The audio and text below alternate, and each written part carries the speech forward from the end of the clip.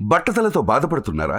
ఆధునితనమైన పద్ధతిలో hair transplantation చేయబడును. Face clinic, Hyderabad. అది తెల్లవారుజామున 1:30 ఆ బ్రిడ్జ్ పై నుంచి వాహనదారులు, ఉద్యోగులు అంతా ఎవరి దారిన వారు వెళ్తున్నారు. కొంతమంది పర్యాటకులు మాత్రం ఆ వంతెనపై నుంచి విద్యుత్ కాంతులతో నిండిపోయిన భవనాలను చూస్తూ వెళ్తున్నారు. అయితే ఈ సమయంలోనే ఉన్నట్టుండి ఆ బ్రిడ్జ్ ఒక్కసారిగా కుప్పకూలింది. ఈ ప్రమాదంలో వాహనాలతో పాటు ఎంతో మంది వంతెన కిందున్న నీటిలో పడిపోయారు. ఆ క్షణాల్లో అక్కడ ఏం జరుగుతుందో తెలియక అంతా షాక్కి గురయ్యారు.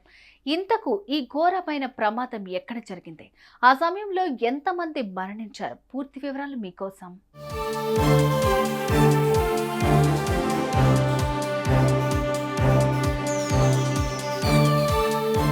ప్రపంచవ్యాప్తంగా అనుకోని ప్రమాదాల కారణంగా ఇప్పటికీ ఎంతో మంది అమాయకులు ప్రాణాలు గాల్లో కలిసిపోయాయి. అయితే మంగళవారం అమెరికాలోని మేరీలాండ్ బాల్చిమోర్లోని ఫ్రాన్సిస్ స్కాట్కీ బ్రిడ్జి చూస్తుండగానే ఒక్కసారిగా కుప్పకూలిపోయింది. దీంతో ఆ వంతెనపై ఉన్న పర్యాటకులు, వాహనాలు ఒక్కసారిగా కిందున్న నీటిలో పడిపోయాయి. ఈ ప్రమాదంలో ఎంతో మంది నీటిలో మునిగి కాపాడండి కాపాడండి అంటూ పెద్దగా కేకలు వేశారు. ఇదంతా గమనించిన కొందరు వ్యక్తులు వెంటనే పోలీసులకు సమాచారం అందించారు. హుటాహుటిన అక్కడికి చేరుకున్న పోలీసులు నీటిలో పడిపోయిన వారిని రక్షించే ప్రయత్నం చేశారు.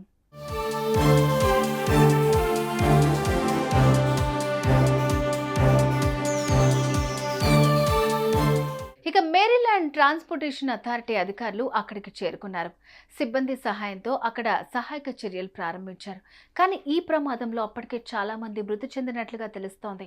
ఇకపోతే ఓడ ఈ బ్రిడ్జి ఢీకొన్నట్టుగానే మంటలు చెలరేగడంతో ఈ బ్రిడ్జి కూలిపోయినట్టు సమాచారం. ఈ ఘోరమైన ప్రమాదంలో కొందరు చిక్కుకోవడంతో వారి కుటుంబ సభ్యులు కన్నీరు మున్నీరుగా వెలిపిస్తున్నారు.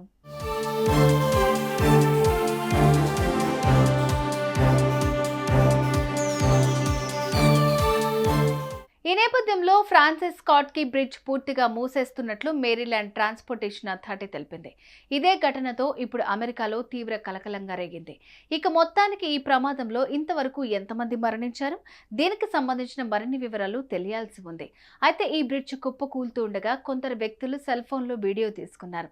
ఇక అదే వీడియోను సోషల్ మీడియాలో పోస్ట్ చేయడంతో అవి వైరల్గా మారుతున్నాయి. సుమన్ టీవీలో మీ పర్సనల్ అండ్ బిజినెస్ ప్రమోషన్స్ కోసం కింది నెంబర్కి కాంటాక్ట్ చేయండి.